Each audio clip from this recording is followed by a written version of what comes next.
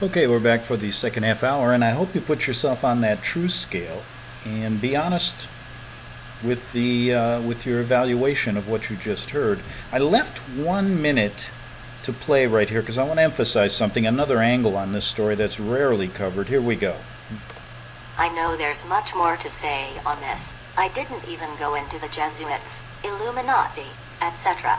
Those are topics for other posts, and one could spend a lifetime researching all the connections. But I hope this gives you a framework for understanding the government's concealment about the shape of the Earth. Okay, I just wanted to bring that up as far as I ended the first half hour by talking about Jesuit astronomers. Oh, they're deeply into this. And like she said, it would take us a lifetime to go over all the connections. And if you go over my shows for the past, well over a decade, you'll see I've made a lot of connections in this area. Now, I did say, usually with something like this, you go, well, outside of the scientists, outside of all the pundits, outside of everybody on the internet putting out information, what is your personal experience with the size and shape of the Earth? And I've given a number of examples over the years why I've come to the conclusion that on a scale of 10, maybe 8 or 9, that we are not living in what the powers that be tell us we are. And I want to go back to just one incident that makes me believe this. And it was years ago when I was a young reporter, and I was assigned a story to do a 24-hour article regarding the Air Force's medevac system. And what I mean by that is they have a system where they have jet airplanes that are made up as hospitals, and this is how they treat emergencies all over the country. So I spent 24 hours on one of these medevacs. The basis of the story had nothing to do with the flat earth or anything like that. What it had to do with how the military takes care of its own and how many operations are done in the air, etc., etc. So it was an interesting story, to say the least. And if you've ever spent 24 hours on an airplane traversing America, I did, and that's why I said I've been through at least over every state of the union. And 24 hours on an airplane, boy, even the dog knows about it. So like I said, 24 hours on an airplane, boy, it was something when I got off. I don't think I slept very much either. But anyway, what I had to do is I had to meet them at a NORAD base in Colorado. And they showed me the total control rooms of how they guide these airplanes all over the country on a 24-hour basis. Of course, they changed the pilots. Thank God. That's the first thing I asked. I said, you don't have the same guy flying this thing, do you? So anyway, they took me into their mapping room. And what I remember is I didn't see any globes. It was a flat earth map. That's how they worked everything. And I didn't understand one bit about it back then, and didn't go, hey, Colonel, how come it's flat? How come you're dealing off a flat earth? But they were dealing, our NORAD base, our NORAD institute, where they map everything militarily in the United States and the world. It was a flat earth map that they used.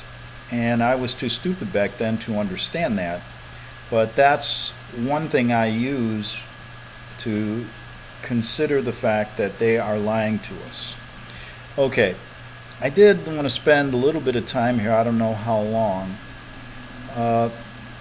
talking about the Vietnam War again. And what brought this to mind was personal experiences being in the first lottery system in the Vietnam War. That was my year.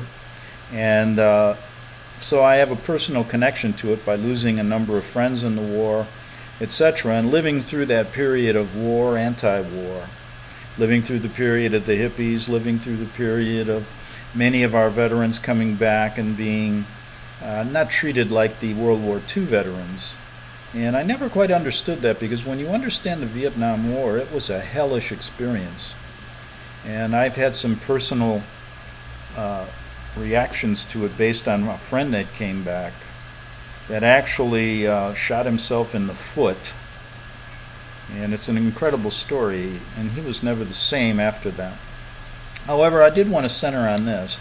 We did mention, I started looking at what they were really doing in Vietnam, the big picture. And it was really a genocide of Buddhists as well. It was an incredible story.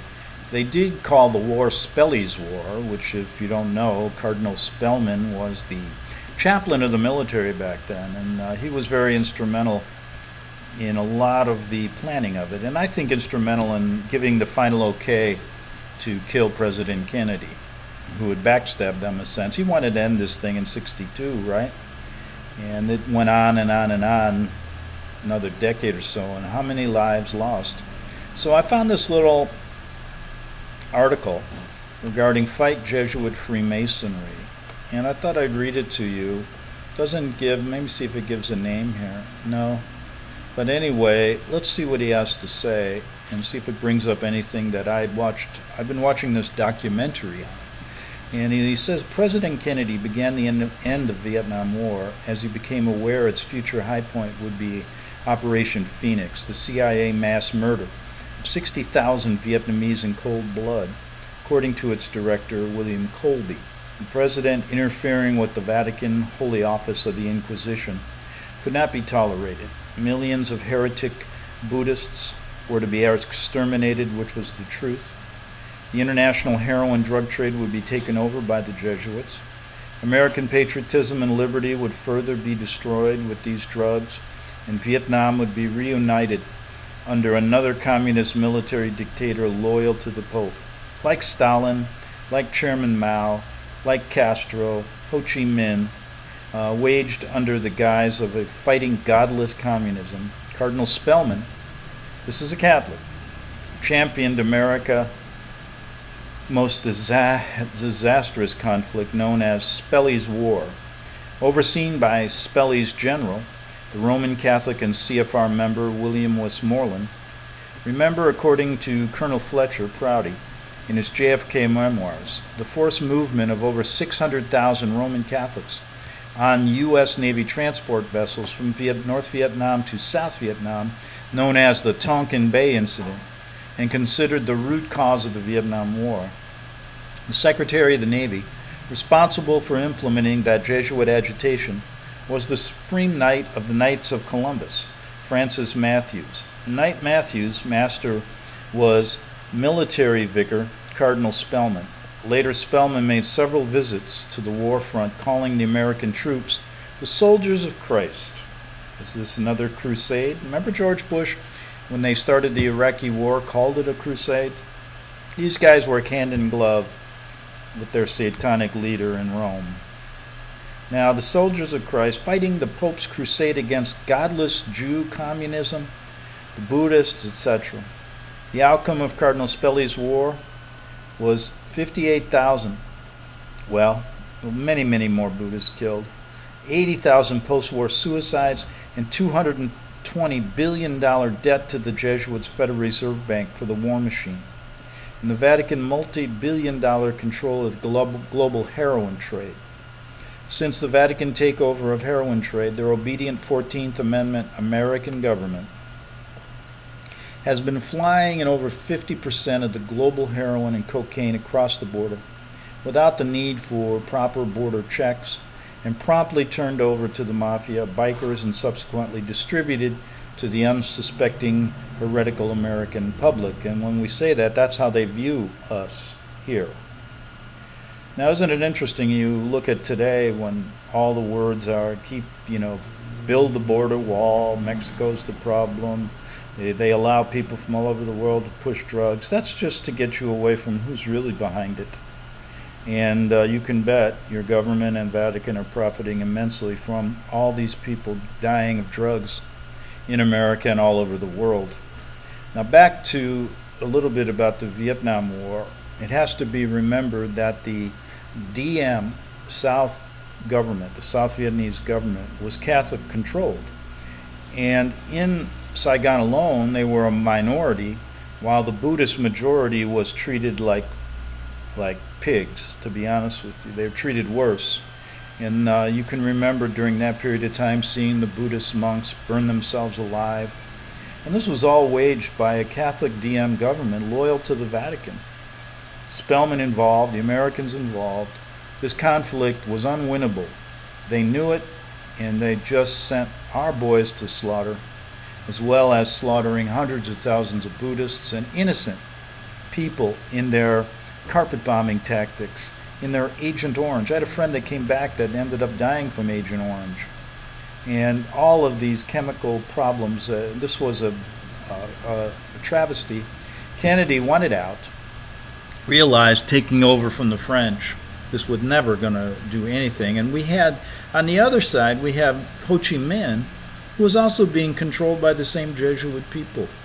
And this was a perfect example of how a war is run under the Jesuit Vatican Hegelian dialectic, where you take control of the North Vietnamese, who are basically fighting more or less as even the American Revolution, our Revolutionary War people fought. They were fighting for their country, for freedom of their country. And they were fighting under the guise of communism against the big bad boys of capitalism in the South. And if you look at what they did to the South, though, they destroyed any kind of semblance of help that the South would give its people, in a sense bolstering the North and North Vietnam communism. Now, guess who was supplying much of the aid, much of the weapons, much of the firepower that killed many, many American soldiers, fighting in a climate that, you know, they were very not prepared for in the swamps and jungles of Vietnam. But it was China and Russia. And so now we're friends. Are we supposed to be friends with them? I mean, come on, this is all an orchestrated game.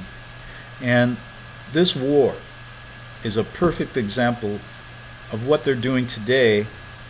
When the communist wall was taken down, that enemy was over. Now it's the terrorism. Now it's ISIS. Now it's this huge global enemy.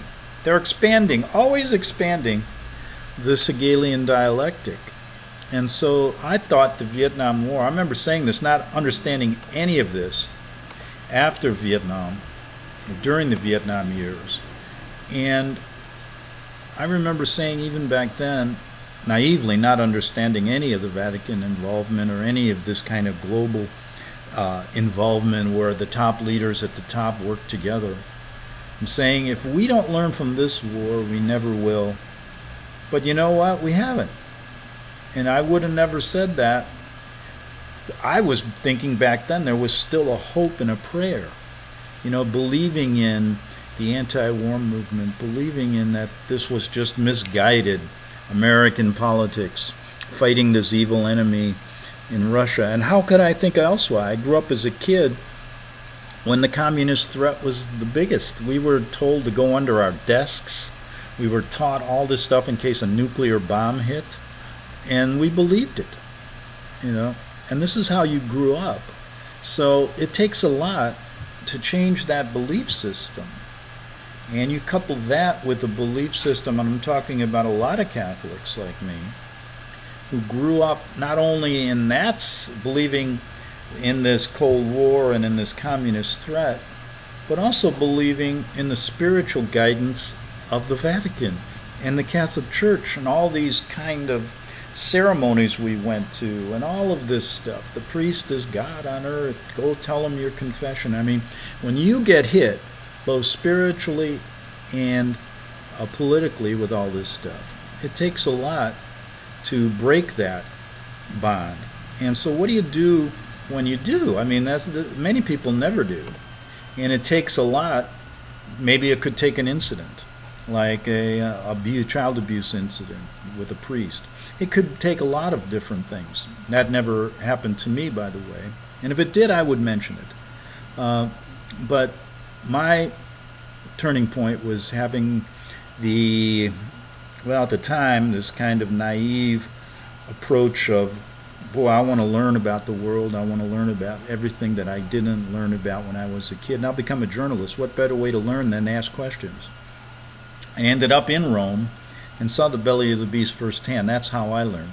Now, I look at that years from now, looking back on that as a blessing, but it's also a curse, because you can actually see people right now, especially millenniums growing up with all of this disinformation, going to have even a harder time breaking these lies, these bonds they have with lies about the government and the world. Now, I'm not saying that a lot of people don't see this on the internet, and you can read about it, but you never know really what you're reading, and the doubt that's laid into this is very harmful, because it's hard to trust somebody you don't know. It's hard to trust somebody when your eyes haven't seen it. It's hard to trust something that's just an anonymous blog or a video. You don't know who made it. And I can understand that. And the only reason I've ever followed this story, implicating the Vatican, the Jesuits, and even talking about the earth not being the size and shape it is because of what my eyes saw in Rome, and what then it led me to after that. And I doubt, and I've said it many times, I would be doing any of this if I didn't see it for myself. And someone asked me, well, you're never going to see God, but you believe in him, don't you? And I say, you know something? As a journalist, that's even a hard question. And I'll leave that for another time. But when it comes to this story and seeing what these people are all about, I don't think that I would have gotten this far, or even entertained half of what I talk about without seeing it firsthand. So when I go back to Vietnam, which is what we're talking about here, it was I don't know, I guess I could talk about it, whether you believe in the connections that I make on this show or not. Growing up during that period has a lot, I think, can offer to kids growing up today, faced with a number of different challenges.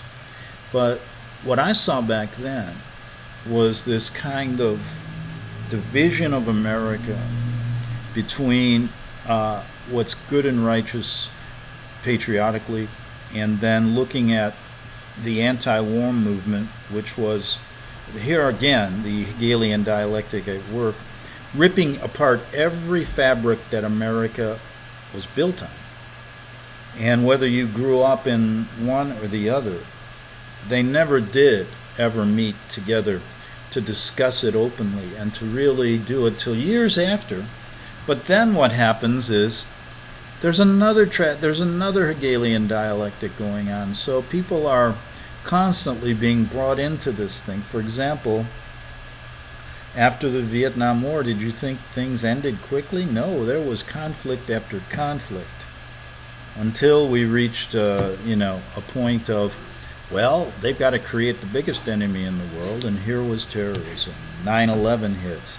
And pretty soon the Vietnam War is forgotten about.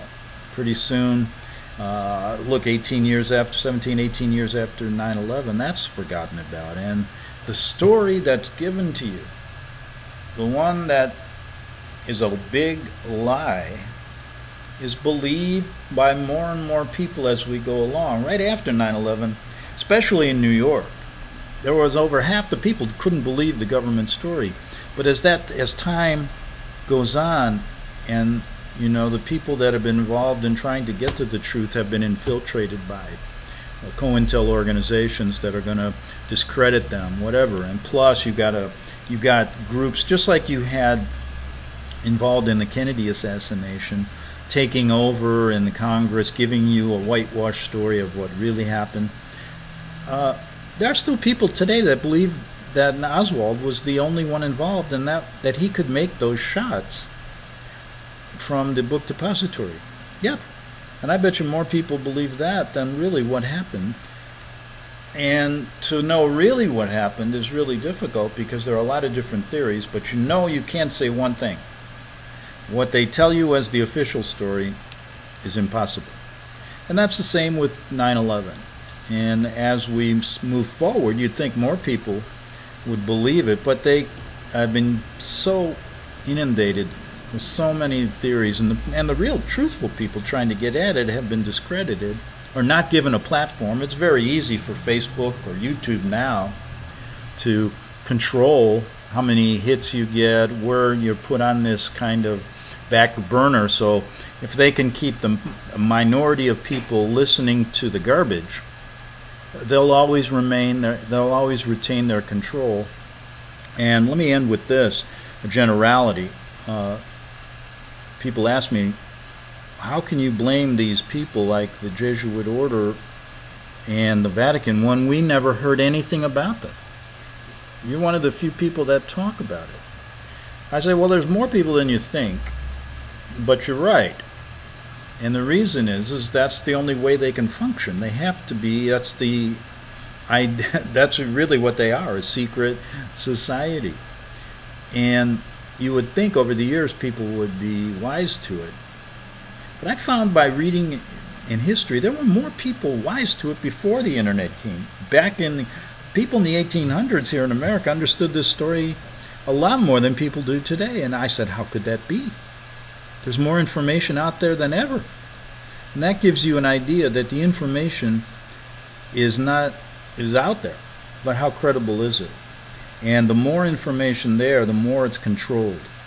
And the more the people at the top to keep these secrets secret is they have to control the steady flow of this information everywhere. They pretty well control newspapers and TV, don't they? And the internet is basically the same way.